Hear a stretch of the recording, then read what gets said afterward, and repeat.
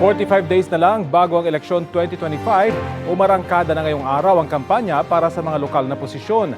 Kasabay nito, nagsagawa ng Oplan Baklas ang COMELEC at ilang taga-LGU ng mga campaign material na wala sa tamang lugar.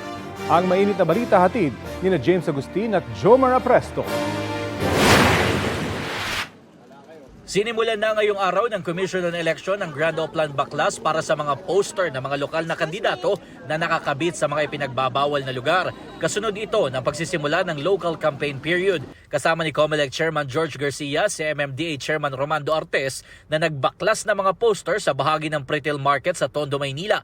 Sabi ng COMELEC, simula bukas, magpapadala na sila ng sulat o ng order to remove para sa mga kandidato. Itong isang kanto pa lang na tinanggal natin dito sa Pretil Market ay isang truck na yung natanggal natin. Pero mula bukas, hindi na kami para lumabas pa. Mula bukas, susulatan na namin sila, bibigyan na namin sila ng order to remove. At pag 3 araw pagkatapos hindi nila tanggalin yan, show cause order na yung susunod na matatanggap nila. Bukod sa pagkakabit ng mga poster sa mga undesignated places, babaklasin din nila ang mga oversized at mga non-environment friendly materials. Ayon naman sa MMDA, aabot sa 500 tauhan nilang ipakakalat sa iba't ibang bahagi ng Metro Manila para magbaklas ng mga illegal poster. Hindi rin daw sila magbibigay ng permit sa mga kandidato para mag-motorcade tuwing araw ng Lunes hanggang Biyernes. Weekdays, bawal po. So weekend lang po and holiday sila pwedeng payagan doon sa mga karsada under our jurisdiction. May parusa ba, Chair, kapag sumuway sila sa... Well, uhulihin po natin kasi obstruction po yan. Bukod sa Oplan Baklas, nabanggit din ng COMELEC na patuloy nilang tinututukan ng mga lugar na nagkaroon ng posibleng election-related incident. Sa ngayon ay wala pa naman daw lugar ang nasa ilalim ng COMELEC control pero posibleng may isa ang isa ilalim dito sa mga susunod na araw o linggo.